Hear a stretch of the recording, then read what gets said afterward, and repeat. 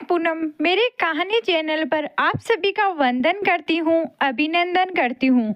आइए आज हम सब जानते हैं घर पर 16 दिन की गणगौर स्थापना कैसे करें। वैसे तो 16 दिन की गणगौर पूरी कॉलोनी या मोहल्ले जहां 42 साल की लड़कियां यानी जिन लड़कियों की शादी के बाद की पहली गणगौर है उनके मायके में डाली जाती है।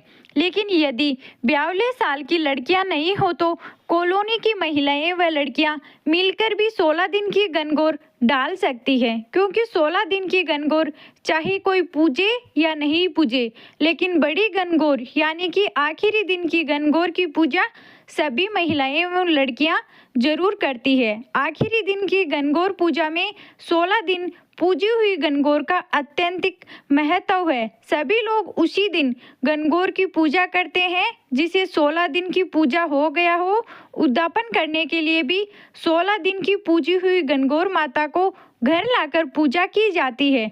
यदि आपके आसपास कहीं गणगौर स्थापना नहीं की जा रही है तो आप अपने घर पर भी स्थापना करके 16 दिन की गणगौर पूजा कर सकते हैं। इसमें आप अपनी देवरानी या जेठानी या आसपास की महिलाएं जोड़ा बनाकर पूजा कर सकते हैं। यदि आप 16 की पूजा नहीं कर सकते हैं तो बासेड़ा यानी कि शीतला सप्तमी या शीतला अष्टमी पर भी गणगौर स्थापना कर सकते हैं। बाड़ा पर गणगौर स्थापना की अलग विधि रहती है, क्योंकि उस दिन जवारे भी बोए जाते हैं और गणगौर का श्रृंगार भी किया जाता है। यदि आप बासेड़ा पर गणगौर स्थापना करने चाहते हैं तो उसकी विधि भी आपको हमारे चैनल पर मिल जाएगी। तो चलिए जानते हैं गणगौर स्थापना की बहुत ही सरल विधि। गणगौर स्थापना धूलंडी के दिन की जाती है।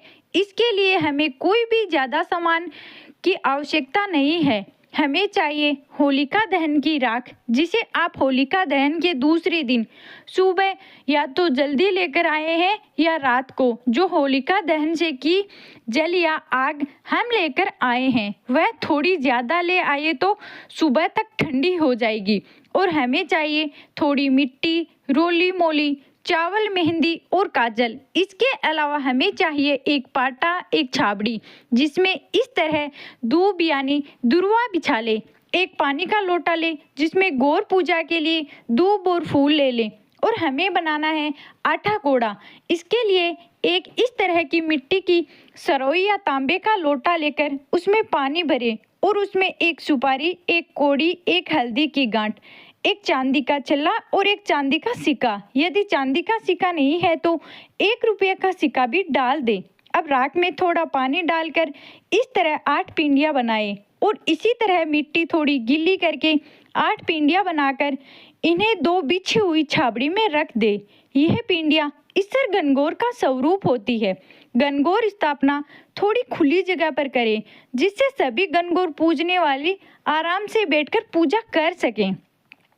अब एक दीवार के पास पाटा रखें और उस पर सबसे पहले गणेश जी की स्थापना करें। उसके बाद ये छाबड़ी जिसमें हमने ईसर और गणगौर के स्वरूप बनाकर रखे हैं उसे स्थापित करें। फिर एक कटोरी में एक रोली, एक में चावल, एक में मेहंदी और काजल रखें। इससे हम पूरे 16 दिन पूजा कर सकते हैं। यह रोज नया रखने की ज़रूरत नहीं होती है। और ओडा गोडा रखें और रोजाना इसमें नया पानी भरें। एक पानी का लोटा ले जिसमें धूप और फूल रखें, दूब और फूल रखें। गणगौर पूजा के लिए अब गणेश जी को तिलक करें और सभी ईश्वर गणगौर का राम माली मालन आदि स्वरूप पर तिलक करें। फिर मेहंदी और काजल लगाए।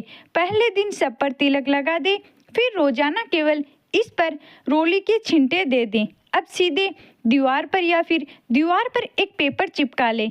उस पर 16-16 बिंदी रोली, मेहंदी और काजल की लगाई। फिर सभी रोजाना इन पर पूजा शुरू करने से पहले बिंदियां जरूर लगाए। गणगौर माता पर फूल चढ़ाए।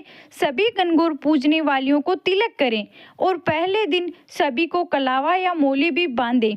फिर दोनों हाथों में दूब लेकर इस तरह गणगौर को छांटा देते हुए गणगौर पूजा करें।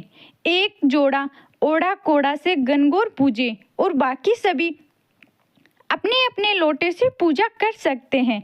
इस समय पहले दिन गणगौर स्थापना करके 8 दिन तक ऐसे ही गणगौर पूजा करें। बासीड़ा वाले दिन जवारे उगाएं, गणगौर लाए, श्रृंगार करें, गणगौर माता का बंदोरा निकाले। जय श्री राधे। गणगौर मैया आपकी सभी मनोकामनाएं पूरी करे। ये थी आज की वीडियो। आपको वीडियो कैसी लगी है कमेंट बॉक्स में ज़रूर बताइए। हमारे चैनल को सब्सक्राइब कीजिए।